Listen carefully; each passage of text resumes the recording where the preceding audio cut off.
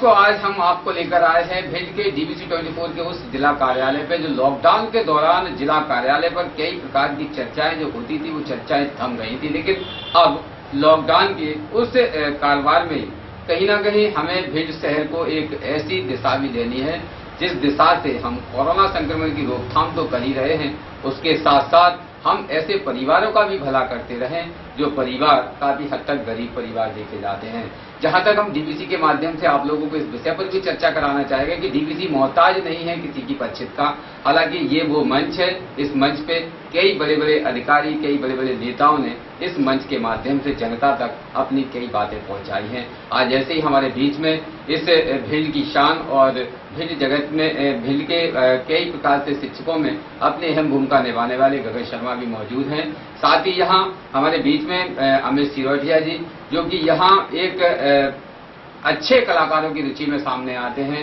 उन्हीं के साथ यहाँ BS यादव, भूरी सिंह यादव, साथ ही रवि खान साहब, कल्ली यादव और नीरज यादव, और यहाँ उन सभी लोगों के बीच में आज विशेष चर्चा को लेकर आज डीवीसी आया है। बात करते हैं हम अपने कोरोना संक्रमण की। कोरोना संक्रमण में गगन जी जो लोगों की मदद का कारवा रहा है, भिंड शहर का नाम मध्य प्रदेश में एक ऊंचे शिखर पर आ रहा है। और भिंड शहर में कोरोना जैसी घातक बीमारी के लिए जहां लोग लोगों से दूरियां बना रहे थे, लेकिन वहां एक शिक्षक संघ ने एक साथ मिलकर गरीब मजलूमों तक मदद पहुंचाने की जिम्मेदारी भी पूरी की। साथ ही डीवीसी 24 महिला जागृति अभियान के माध्यम से भी समाज सेवियों में सबसे ज्यादा उन्होंने भी मदद पहुंचाने का एक जिम्मेदारी पूरी की। विशेष हम आपसे जानना चाहेंगे कि जो भिंड शहर में गरीब परिवारों तक मदद पहुंचाने का जो कारवा रहा है, ये कारवा भिंड शहर में कैसा रहा, यहाँ इस सिस्टम में और भी अधिक लोगों को किस प्रकार के यहाँ पर कार्य करना लाजमी बनता है। जैसे जी इमरान जी, पहले तो मैं आपका बहुत बहुत धन्यवाद ज्ञापित करना चाहूँगा कि आपने मुझे यहाँ पर आमंत्रित किया। जहाँ तक कोरोना संक्रमण की बात करें तो निश्चित रूप से पूरा विश्व इससे ग्रसित है, और हम चूंकि भिंड में एक बहुत छोटा सा शहर है, लेकिन यहाँ पर भी कोरोना पूरी तरह से अपने पैर पसार चुका है। शुरुआत की स्थिति तो कुछ ऐसी थी कि हम लोगों को कुछ समझ में ही नहीं आ रहा था कि हम इस आपदा से कैसे लड़ें। तो ऐसी स्थिति में आप सब लोग और हमारी पूरे भिंड के जो युवा जागरूक जो लोग हैं, सामाजिक कार्यकर्ता हैं, और जो हमारे शिक्षा जगत के जो अच्छी सोच वाले लोग हैं, सकारात्मक हैं, वो आगे आए। जब हमने मतलब लॉकडाउन हुआ तो दूसरे और तीसरे दिन से ही हमें लगने लगा कि वास्तव में समाज में हम सब लोगों की बहुत जरूरत है, क्योंकि ऐसा देखने में आ रहा था कि तकलीफ हो रही है ऐसे परिवारों को जो रोजाना अपनी रोजी रोटी के लिए जद्दोजहद में लगे रहते थे, और ऐसे लोगों को रोजी रोटी का माध्यम कोई साधन बचा नहीं, तो फिर ऐसे लोगों तक हम कैसे उनके चूल्हे जला पाए, ये हमारी बड़ी जिम्मेदारी बन जाती है। जहां तक प्रशासन का सवाल है, प्रशासन अपने स्तर पर कार्य करता ही है, लेकिन प्रशासनिक जो कार्यकलाप होते हैं उनमें थोड़ा सा विलंब तो होता है। हम सब लोग काम करते हैं तो वो कागजी प्रक्रियाएं भी कई सारी लंबी होती हैं, आदेश पारित होते हैं, फिर एक विभाग से दूसरे विभाग पर जाते जाते समय निकलता चला जाता है, थोड़ा सा विलंब हो जाता है। लेकिन चूंकि जिसको व्यक्ति को भूख लगी हुई है तो उसको खाना अभी चाहिए। अगर हम ये इंतजार करें कि उसको खाना हम 2 दिन बाद पहुंचा पाएंगे तो ये संभव नहीं है, अच्छा भी नहीं है। तो इसको देखते हुए हम सब लोग शिक्षक संघ ने और पूरे शिक्षक बंधुओं ने और समाज के जो जागरूक जो कह सकते हैं हम बहुत ज्यादा चिंतनीय व्यक्ति हैं, उन लोगों के सबके सहयोग से हमने कार्य करना शुरू किया, और एक बड़ी मात्रा में हमने खाद्यान्न सामग्री एकत्रित की, और जो लोग वास्तव में वंचित थे, हमने पूरे 39 वार्डों का सर्वे करवाया, और 39 वार्डों के सब कार्यकर्ता हमारे साथ रहे, और उनका समन्वय ऐसा स्थापित हुआ कि वही तो हमारी मदद कर रहे हैं सामग्री इकट्ठी करने में, और वही चिन्हित कर रहे हैं कि कौन सा व्यक्ति ज्यादा आवश्यकता वाला है। तो ऐसे व्यक्तियों तक हमने मदद पहुंचाने का प्रयास किया, और कई लोगों तक मदद पहुंचाई, जिसमें आप सब लोगों ने सहयोग किया। इसका मतलब बहुत अच्छा काम जो उस समय बहुत अति आवश्यक था, ऐसा काम हमने कर पाए। जहाँ तक दर्शकों को बात करें तो यहाँ एक शिक्षक संघ की पहल देखी गई थी। वहीं अगर हम बात करें गरीबों की कारवां की, तो हमारे बीच में भी कई ऐसे लोग हैं, कई कलाकार हैं जो कि गरीबों के दिलों की आवाज़, गरीबों के दिलों की आवाज़ आम बड़े लोगों तक पहुंचाने में अपनी एक्टिंग के माध्यम से वो आवाज़ भी पहुंचा देते हैं। ऐसे हमारे बीच में कोरोना वीर के नाम से ही पहचाने वाले अमित सिरोजिया। अमित जी की अगर हम बात करें तो अमित जी का बचपन भिंड शहर से ही गुजरा है और भिंड शहर के हर पहलू से मिलते हुए भी देखे गए हैं। अमित जी ने गरीबी बड़ी नजदीकी से देखी है। अमित जी की एक नई यूट्यूब पर एक छोटी सी फिल्म आई है, जिस फिल्म में गरीबों का दर्द उन्होंने बयां किया है। एक तरफ सोनू सूद और एक तरफ सलमान खान। सोनू सूद और सलमान खान की जो एक आर्थिक मदद लोगों के बीच में निकलकर सामने पहुंची, तो निश्चित है कि वहां अच्छे अच्छे राजनेताओं के रंग भी फीके नजर आ रहे हैं। ऐसी स्थिति में इन्होंने जो एक एक्टिंग कर एक ऐसा दृश्य आम समाज के सामने प्रस्तुत किया है, वो वास्तविकता में उस दृश्य को देखने के बाद व्यक्ति के रोंगटे खड़े हो जाते हैं। जानना चाहेंगे अमित जी, जो विशेष आपकी जो पहल रही है, इस पहल में जो कोरोना संक्रमण की रोकथाम के लिए जहां समाज एक दूसरे व्यक्ति को दिशा देने के लिए अपने आप में एक काबिलियत रखता है, लेकिन समाज पीछे देखा गया, लेकिन कुछ लोग समाज को जागृत करने के लिए अपनी एक्टिंग से, अपनी कलाकारी से, अपनी मेहनत से जो निकलकर सामने आए, उससे समाज कितना जागृत हुआ, कितना असर पड़ा होगा आपको? पहले मैं आपको बताऊं, आपने सलमान खान जी का नाम लिया, सोनू सूद का नाम लिया जी। तो सोनू सूद, हम लोग बरई बॉर्डर पर जिस दिन जा रहे थे, मैं था, गगनजीत थे, पूरे थे, संदीप भाई साहब थे और काफी लोग थे जी। तो उस दिन हम सोनू सूद जो सामाजिक कार्य कर रहे हैं, लोगों के लिए परमिशन लेना, लोगों के लिए गाड़ी इकट्ठी करना, उनको पहुंचाना, और एक मजदूर पर लगभग उनका 12,000 रुपए खर्च आ रहा था और टोटल उनका कई करोड़ों में खर्च हुआ। उसके बाद भी वो व्यक्ति जो इतने अच्छे काम कर रहा है, समाज में आगे आ रहा है, अपनी जान जोखिम में डाल रहा है, जिसके बीवी है, बच्चे है, वो उन पर ना ध्यान दे के समाज पे ध्यान दे रहा है, देश पर ध्यान दे रहा है, उसके बाद भी लोग उसको एक राजनीतिक नजरिए से देख रहे हैं, उसकी पॉजिटिव छवि को नेगेटिव छवि दिखा रहे हैं। तो इसी विषय पर मेरी गगन से चर्चा हुई, राहुल यादव से चर्चा हुई, इन्होंने मुझे बताया और मैं भी देख रहा था कि जो आदमी इतना पॉजिटिव काम कर रहा है, उसके लिए लोगों के मन में नेगेटिव थॉट कैसे डाल सकते हैं। तो उसके लेके इन्होंने कहा कि एक स्क्रिप्ट तैयार करो और कैमरा मैं चलाऊंगा। तो मुझे विषय वस्तु अच्छी लगी, स्क्रिप्ट मैंने तैयार की और बाकी का प्रेजेंटेशन आपके सामने था। तो बहुत बेहतरीन आपने उसमें जो झोपड़ियों के अंदर से जो आप निकलकर सामने आए हैं, ये दृश्य वास्तविकता में गरीबों को झलकाता हुआ दृश्य है कि गरीब कैसी स्थिति में अपने परिवारों में रहते हैं। ऐसी स्थिति में कोरोना का संकट देखते हुए क्या उन गरीबों बस्तियों तक लोग मदद देने पहुंचे होंगे? संभव है? संभव है, क्योंकि कई बार मैं व्हाट्सएप ग्रुप पर आपको ही देख रहा था कि आप कई लोगों को मदद देने पहुंचे हैं, गगन जी पहुंचे हैं, राहुल जी पहुंचे हैं। इनकी तो एक गाड़ी है, क्या नाम है उसका, क्रेटा, वो 24 घंटे इसी काम में लगी रहती थी। आपका एक डीवीसी का जो ग्रुप चलता है, मैंने कई बार देखा है, नगर पालिका से या कहीं और से या किसी अधिकारी से या प्राइवेट तौर पर, या आप निजी अपने दोस्तों को बुला के जो मदद कर रहे थे, वो काबिल तारीफ थी। और भी मेरे कई मित्र थे, वो इस तरीके से मदद कर रहे थे। लेकिन रहा इन मजदूरों के नुकसान का, देखिए नुकसान इसमें बड़े बड़े व्यापारियों का भी हुआ, हर किसी का हुआ। लेकिन मैंने ये जब फिल्म बनाई, इस शॉर्ट फिल्म को जब बनाने गया, तो मैंने देखा उन मजदूरों का भी बहुत नुकसान हुआ। इमरान भाई, मैं जिन झोपड़ियों में शूट कर रहा था, तो मैंने देखा कि अभी बरसात आने वाली है जी। और बरसात के लिए वो मजदूर अपने लिए काली जो पॉलिथीन होती है, वो झोपड़ियों पे काली पॉलिथीन नहीं लगाई, उनके अंदर नई बाल्टियां रखी हैं, अभी भी झोपड़ियों में नई बाल्टियां रखी हैं, बड़े बड़े कैन रखे हैं, छोटे छोटे पंखे रखे हैं। और जिस जमीन पर वो सोते हैं वो कच्ची जमीन नहीं। जब मैं उसमें अंदर गया शूट करने को, मुझे भी नहीं मालूम था, मैं हैरान हो गया। जी, वो जमीन सीमेंटेड थी और कुछ इंच ऊपर थी। तो उस तरीके से देखा जाए, ये जो टीकमगढ़ के लोग थे शायद, तो उनका भी बहुत बड़ा नुकसान है, क्योंकि उनकी कमाई उतनी थी कि वो पन्नी खरीद पाए, एक कैन खरीद पाए, एक बाल्टी खरीद पाए, फर्श करा पाए। उस हिसाब से उनकी वो बहुत बड़ी प्रॉपर्टी थी और वो पूरी की पूरी प्रॉपर्टी यहाँ छोड़कर चले गए। उनका भी बहुत बड़ा नुकसान है। अगर मैं उनके लिए कुछ कर पाया या आप कुछ कर पाए या आपके द्वारा डीवीसी के द्वारा उनकी कोई हेल्प हो सकती, तो एक बार पुनः उनको हेल्प कीजिएगा। जी बिल्कुल अमित जी, जैसे जहां तक दर्शकों हम बात करें, अमित जी ने आपको वो बात समझाई है कि यहाँ लॉकडाउन के दौरान जो व्यक्ति रहेंगे वो निश्चित है कि सिर्फ अपने परिवार के साथ पलायन कर गए। उनका सामान, उनका रहने वाला, खाने वाला, पीने वाला जो भी बर्तन था वो यहीं रखा हुआ है।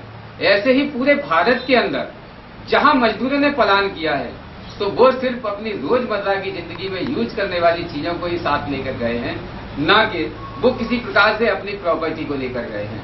आप अनुमान लगा सकते हैं कि संपूर्ण भारत में गरीब परिवार सिर्फ अपने परिवार के साथ में पैदल चलकर अपने घर की ओर भागा है, लेकिन उसकी कमाई हुई पूंजी, उसकी कमाई हुई खरीदी हुई वस्तु वो उसी शहर में, उसी जगह पर छोड़कर आया है जहां से उसने अपने फल कृपा शुरू किया था। विशेष इस विषय पर हम बात करना चाहेंगे गगन शर्मा से कि शायद इस शासन ने जिस निर्धारित आधार पर प्रत्येक प्रवासी मजदूरों को एक योजना के तहत जोड़ा है और उस योजना का लाभ भी उस मजदूर को मिलना बड़ा लाजमी है। अगर ऐसी स्थिति में समाज के तौर पर विसंगति लोग उस योजना का लाभ गलत तरीके से ले लेते हैं, तो कैसे कितने परिवार ऐसे हैं जो कि ऐसे योजनाओं से वंचित हो जाते हैं।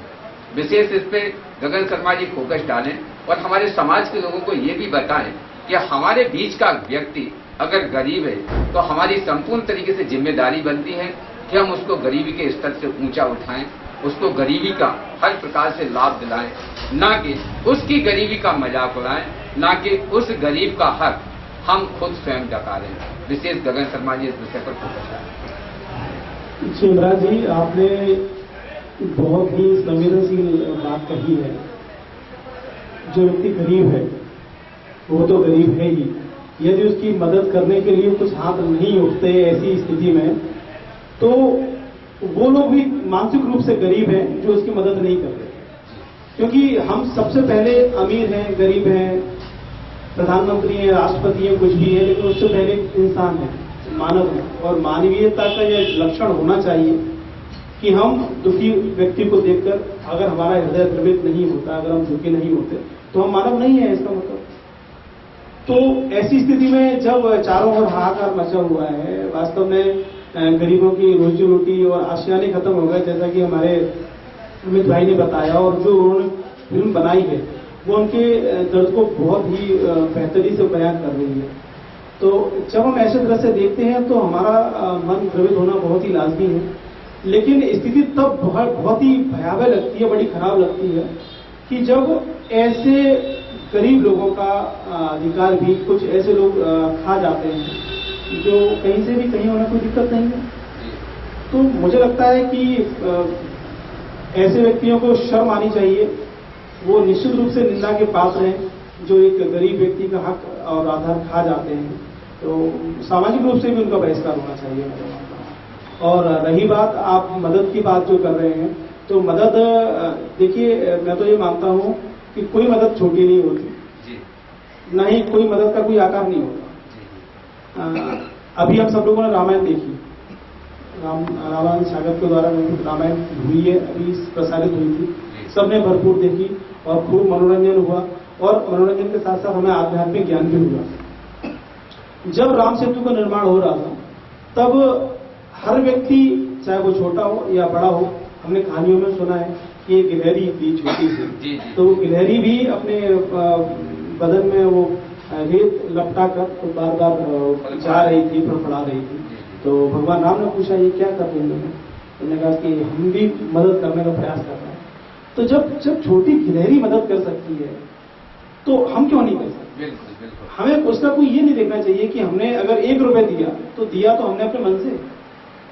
हम उनसे बहुत बेहतर हैं जो गरीबों का हक खा रहे हैं, भले ही वो अपनी बहुत बड़ी बड़ी इमारतों में बैठे हैं, बंगलों में बैठे हैं, लेकिन वो ज्यादा गरीब है हमसे। बिल्कुल। वो उनसे ज्यादा गरीब है जो उन गरीबों का हक खा रहे हैं। बिल्कुल बिल्कुल। मैं तो मानता हूँ कि ऐसे कई सारी चीजें होती हैं, जैसे बहुत सारे संगठन चलते हैं, आप देखते हो, हम सब देखते हैं, वो केवल जाति और धर्म के आधार पर ही संगठन चलाते हैं। बिल्कुल। फलाना संगठन, फलाने मतलब जाति का संगठन, फलाने धर्म का संगठन, क्या वो फलानी जाति वाले ही अपनी जाति वालों का जिम्मा नहीं ले सकते क्या? जब आप राजनीति करने के लिए उनके आप हितैषी बन जाते हो, लेकिन वास्तव में क्या आपकी जिम्मेदारी नहीं बनती?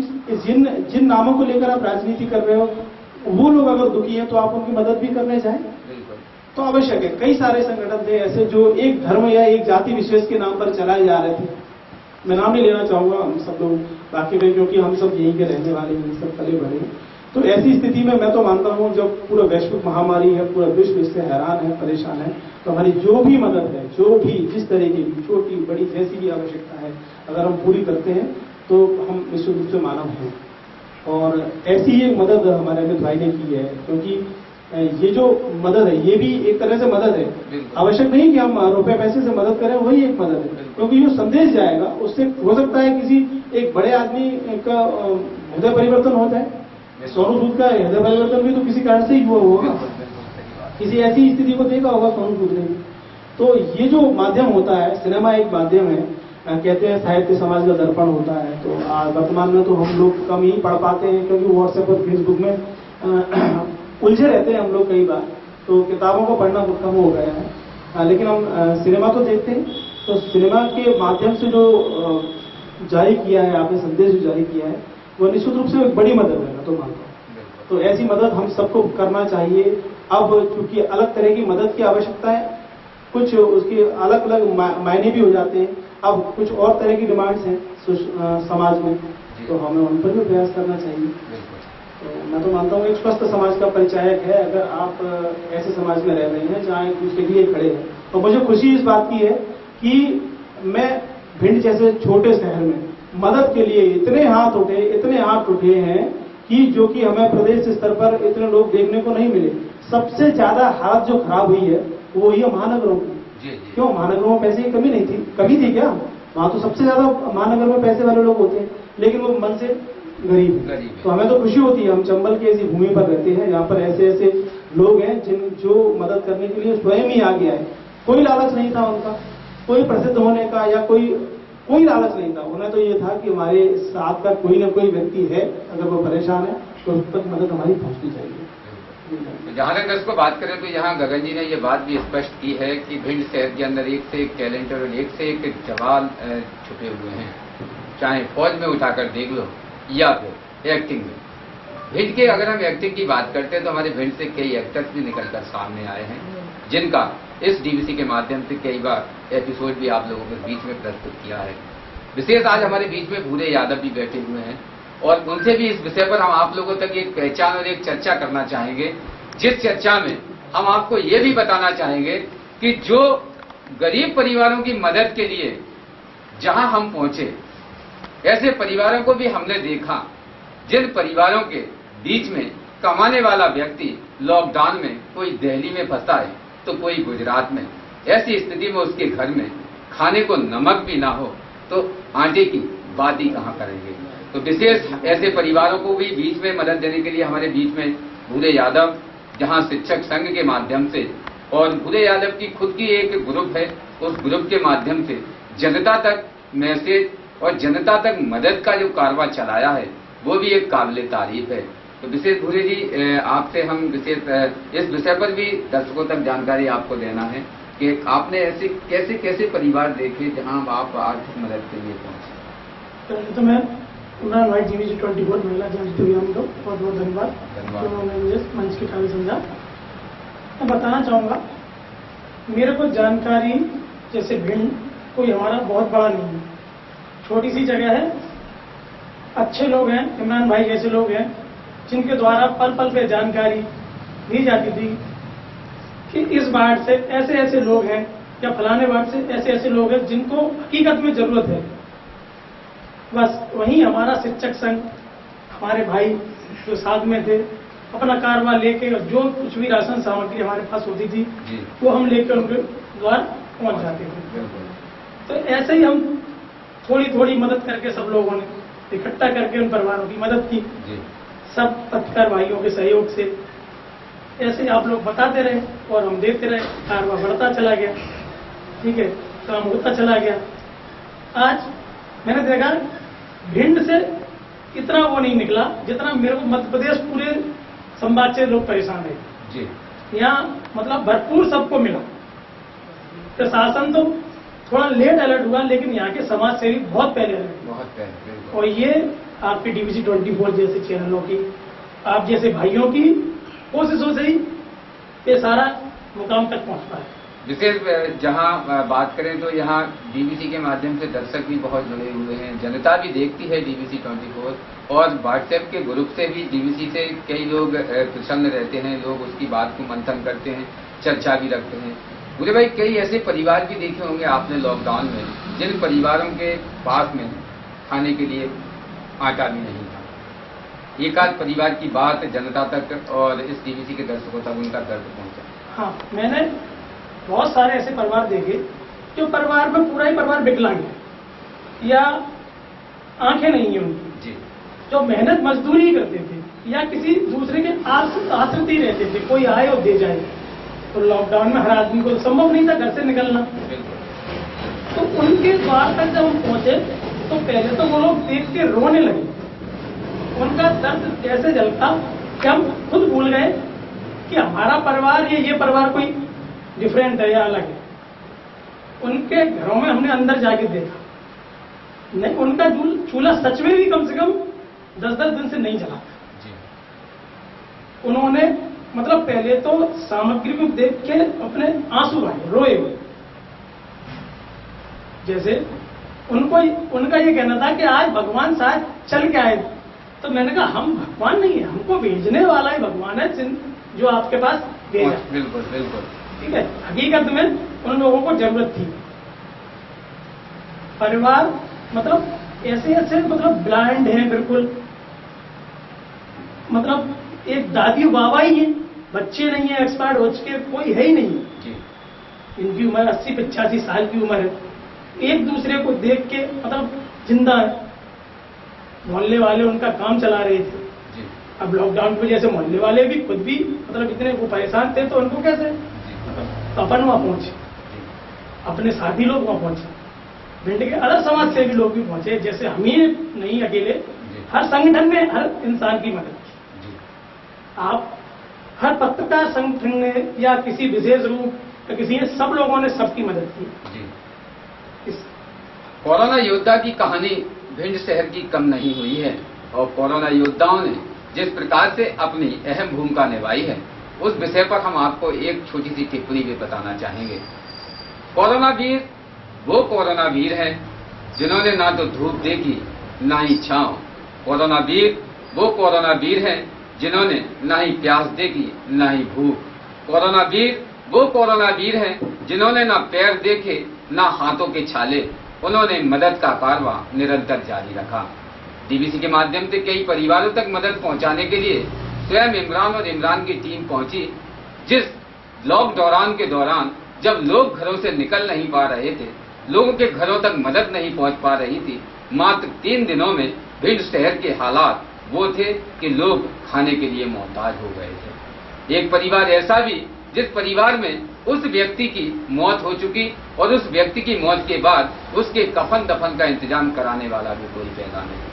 लेकिन जब डीवीसी के व्हाट्सएप ग्रुप पर सूचना पहुंची तो स्वयं डीवीसी के इमरान अली खान मौका मौजूद पे पहुंचे और उन्होंने उस परिवार का पूरा दर्द बांटा। इसके स्वयं गवाह भिंड का प्रशासनिक अधिकारी, प्रशासनिक अमला भी है, जिनके माध्यम से उन तक सूचना भी पहुंचाई गई और उनको बताया भी गया कि लॉकडाउन के दौरान गरीब परिवार जिसके पास न ही तो गरीबी रेखा का राशन कार्ड है, न ही उस व्यक्ति के पास किसी भी प्रकार से कोई भी खाने का सामान है, बल्कि वो सिर्फ एक मजदूर गरीब है जिसके पास ना तो काम है और ना ही खाने का कोई बंदोबस्त। ऐसी स्थिति में वो अपने परिवार को उस बच्चे की मदद कैसे करे जो बच्चा उसके घर में दम तोड़ चुका है। पूरा बाजार बंद, बाजार के बाहर निकलने पर पुलिस हाई अलर्ट। ऐसी स्थिति में दुकानदार अगर दुकान खोलता है तो उसके साथ भी अपराध पंजीबद्ध की धारा 188 के तहत अपराध पंजीबद्ध। कई ऐसी बातें, लेकिन वहां समाज को पत्रकार ही एक ऐसा आकार बनकर दिखाई देता है जो सारी परेशानियों को अपने अंदर लपेट लेता है। डीवीसी के माध्यम से स्वयं इमरान ने उस लॉकडाउन के दौरान दुकानें भी खुलवाई, उसका क्रियाक्रम का पूरा सामान भी दिलवाया और उसके घर तक पहुंचाने के बाद उसको कब्रिस्तान तक भी पहुंचाया। तो ये एक ऐसा फलसफा है जिस फलसफे में अगर समाज शायद देता तो निश्चित है कि इमरान की वहां मदद की आवश्यकता न पड़ती। लेकिन समाज अभी भी कोरोना संक्रमण की उस चपेट में आने से डरता है जो भूख की चपेट है, जो सबसे ज्यादा मौत की चपेट है। गगन जी, इस विषय पर हम आपको भी विशेष अपने दर्शकों से जोड़ना चाहेंगे। शिक्षक के साथ साथ क्या डर नहीं था शिक्षकों को कि वो भी कोरोना संक्रमित होंगे? क्या डर नहीं था उन शिक्षकों के परिवार को कि हमारे जो पिता हैं वो बाजार से किसी प्रकार से मदद के लिए निकले हैं, वो भी कोरोना संक्रमित हो सकते हैं? कितना दबाव रहा होगा परिवार का आप पर, और ऐसी स्थिति में मदद के जुनून को लेकर आप स्वयं क्यों कार्य में निकले? विशेष गगन जी इमरान जी, ये तो ऐसी बात नहीं कि डर तो सबको लगता है जी, और डर लगना लाजमी भी है, क्योंकि बीमारी ऐसी है जब शत्रु अदृश्य है। हमें नहीं पता कि कोरोना कैरियर है, किसी ने छींक दिया, इसके ड्रॉपलेट्स हवा में हैं और हम वहां से गुजर गए, मालूम चला कि हम संक्रमित हो गए। सबसे बड़ी बात ये होती है कि हमें अपनी चिंता कई बार नहीं रहती, क्योंकि हम सब लोगों को जब काम का जुनून शामिल हो जाता है ना, हम सब एक ही कश्ती के नाविक हैं, ऐसे माने सब एक ही मनोदशा के व्यक्ति हैं। जब हम लोग को ऊपर काम सवार होता है ना, तब हमें नहीं लगता कि भूख भी नहीं लगती, कई बार प्यास नहीं लगती। लेकिन ये स्थिति ऐसी है कि ईश्वर ना करे कि हम में से अगर कोई भी संक्रमण से ग्रसित होता है तो सबसे ज्यादा चिंता हमें अपने परिवारों की होती है, क्योंकि हमें नहीं पता ना कि हम कब संक्रमित हो गए और हम कब अपने परिवारों के बीच गए। और हमारे जो परिवारजन और जो लोग हैं, छोटे बच्चे हैं, हमारे घर में बुजुर्ग हैं, हमारे घर में महिलाएं हैं, तो उनका तो कोई दोष नहीं है ना, वो तो समाज सेवा करने गए नहीं थी। समाज सेवा करने तो हम गए थे, या फिर किसी व्यक्ति को मदद पहुंचाने तो हम गए थे। लेकिन वो लोग अगर ग्रसित हो जाते हैं तो कहीं ना कहीं हमें भी परेशानी होती है। तो निश्चित रूप से डर तो बहुत लग रहा था, लेकिन सोचा कि जब सब डर जाएंगे तो फिर काम कैसे चलेगा, तो आगे आना पड़ा। लेकिन सोच यही थी कि सबसे पहले हम सब लोगों तक पहुंचे, और कैसे पहुंचे, भीड़ भाड़ भी ना हो, शासन की जो आज्ञा थी उसका पालन भी हो सके, उसके दिशा निर्देशों को भी पालन कर सके बेहतरीन से, और सोशल डिस्टेंसिंग भी बनी रहे, हम खुद भी सुरक्षित रहें। इन सब चीजों को ध्यान में रखते हुए तत्कालीन कलेक्टर छोटे सिंह साहब थे उस समय, तो हम सब लोग मैं मतलब मुख्य रूप से हमारा जो नोनाटा संकुल है तो उसमें लगभग 78 शिक्षक हैं। तो हमारे ग्रुप पर ऐसी बात हो रही थी व्हाट्सएप ग्रुप पर कि हम सब लोग कैसे मदद करें। तो हमने कहा निकलेगा कौन, तो बोले आप देख लो कौन निकलेगा। तो हमने कहा सब तो निकलने से रहे, तो एक काम करता हूँ, मैं जिस तरह से मिल लेता हूँ कलेक्टर साहब से, तो हम कुछ योजना बनाते हैं। तो इस तरीके से हम लोग गए सर के पास, तो सबको बताया। तो मैंने कहा कौन निकलेगा, तो हमने कहा सर 3-4 लोग तो निकलने के लिए तैयार है। तो मैंने कहा ठीक है, आप 3-4 लोग निकल जाओ। हम लोगों ने 2 गाड़ियों की परमिशन दी, उसमें से हमारे राहुल यादव शिक्षक नहीं होते हुए भी मन से शिक्षक है। मन से शिक्षक इसलिए है क्योंकि अन्य पूरे समाज को शिक्षा देने का कार्य कर रहे हैं अपने बेहतर कार्यों से। तो ये काफी, तो मन से शिक्षक होना सबसे बड़ी बात है। आपको ईश्वर ने दिया है अगर कोई प्रोफेशन, और अगर मन अच्छा दिया है तो वो ज्यादा अच्छा है। तो एक राहुल भाई की गाड़ी और एक हमारे स्टाफ की गाड़ी, इस तरीके से 2 गाड़ी ली हमने, और हमने प्रयास किया कि हम अब खुद हम 4 लोग ही सब जगह जाएंगे और खुद सामान पिक करेंगे और जरूरतमंद तक पहुंचाएंगे। डर लग रहा था घर पर जाते जाते, मतलब 3-3 बार नहाना। उस समय तो मौसम भी थोड़ा सा मतलब ऐसा था कि चेंज हो रहा था, ऐसा लग रहा था कि अगर गलती से छींक भी आ गई तो घर वाले अरे क्या हो गया, छींक आ रही है। तो उस समय कपड़े धोना, हर बार जाके कपड़े, क्योंकि शुरुआत में तो बहुत ज्यादा डर था कोरोना का। आप विश्वास नहीं मानेंगे, मैंने अपने घर का केबल भी बंद करवा दिया उस दौरान, क्योंकि लगातार न्यूज सुन रहे हैं, न्यूज में यही कि आप इससे टच मत हो जाओ, इससे टच कर लो, ये कोरोना। तो मैंने अपने घर का केबल भी बंद करवा दिया, मैं रिचार्ज नहीं करवाया। मैंने कहा अभी मत देखो टीवी, क्योंकि हम तो देख ही नहीं पा रहे हैं, जो घर में रह रहे हैं वो देख रहे हैं, तो उनको ऐसा लग रहा है कि ये कोरोना पॉजिटिव ना हो जाएगा कहीं, और भय बहुत था। लेकिन उस दौरान ईश्वर जब कहते हैं ना कि जब हम अच्छा काम करते हैं तो ईश्वर भी मदद करता है। जागो राके साइया मार सके ना सके, एक कहावत है, हिम्मत मर्दा मदद खुदा। तो ईश्वर हमेशा साथ रहता है, और अच्छे कामों के लिए हम सब, मैं तो मानता हूँ कि जो सैनिक थे हमारे, वो तो डायरेक्ट लड़ रहे हैं ना सीधे सीधे, जैसे हमारे पुलिस वाले थे वो तो सीधे सीधे संपर्क में है, हमारे डॉक्टर्स, हमारे चिकित्सा कर्मी वो तो सीधे सीधे संपर्क में है, तो उनसे तो कम रिस्क हमें है ना। अगर यही सोच के हम भी बैठ जाएंगे तो फिर काम नहीं चलने वाला। तो इस तरीके से हम लोगों ने काम किया, और उसके परिणाम भी देखने को मिले कई तरीके से। हमें मतलब पूरा जो भिंड का परिप्रेक्ष्य है, वास्तव में भिंड में ऐसी कोई समस्या आई ही नहीं कि कोई भूख से इतना ज्यादा परेशान हो गया हो। मैं नहीं पहुंचा, आप पहुंचे, आप नहीं पहुंचे तो आप पहुंचे, इतने लोग खड़े थे कि कोई ना कोई उस व्यक्ति तक अवश्य रूप से पहुंच गया है। और इनकेस अगर है छोटी मोटी तो उस चीजें अगर आप कुछ करते हो तो हो सकता है कुछ कमियां भी रही हो, जो कुछ करते नहीं हो तो उनमें कमियां भी नहीं निकलती, सीधी सी बात है। जो कुछ करते हैं तो उनमें हो सकता है कुछ कमियां भी रही हो। ईश्वर मतलब हम मानव है, मानव तो वैसे ही कमी का पुतला होता है, कहीं ना कहीं कमी हो सकता है कि रही है। तो दर्शकों, जहां तक हम बात करें, इतिहास वही लिखते हैं जिनके हाथों में और पैरों में दम होता है। अगर व्यक्ति विकलांग हो, आंखों से अंधा हो, इतिहास लिखने की कगार वो भी रखता है, लेकिन हिम्मत होना बहुत जरूरी है। जहां तक कोरोना वीरों की कहानी से आज हमने आपको डीवीसी के माध्यम से रूबरू कराया, जिसमें हमारे बीच में अमित सिरोटिया, जो एक एक्टर्स के माध्यम से, उन्होंने एक्टिंग के माध्यम से सोनू सूद के ऊपर एक जो फिल्मांकन किया है, वो फिल्मांकन आपके भी रोंगटे खड़े कर देगा। तो डीवीसी पे आपको दिखाया जाएगा आखिर वो फिल्मांकन क्या है, कैसे उन्होंने वो फिल्मांकन किया। और आपको ये भी बताना चाहेंगे कि जिन बस्तियों में इमरान ने भ्रमण किया है, वहां लोगों को डर यही होता था कि कहीं इमरान संक्रमित तो ना हो जाएं। लेकिन भगवान की देन और अल्लाह की इतनी बड़ी मेहर है कि इमरान के इर्द गिर्द कोरोना तो बहुत दूर, कोरोना जैसी महामारी भटकी भी नहीं। ये सब आपके और आशीर्वाद का ही कमाल है। ईश्वर ने ये भी कहा है गीता में कि जो करेगा वो भरेगा। तो निश्चित है कि इमरान के अच्छे कार्य हैं, तो इमरान को गलत और खराब बीमारी छू भी नहीं सकती। तो आप भी अच्छे बनिए, और आप भी उन बीमारियों से बचिए जो बीमारी अन्य सभी गलत कामों से आती हैं। तो निश्चित है, देखते रहिए डीवीसी 24, जुड़े रहिए हमारे चैनल से, जो कि आपको विशेष एक नए एपिसोड से सही रहेगा। नमस्कार।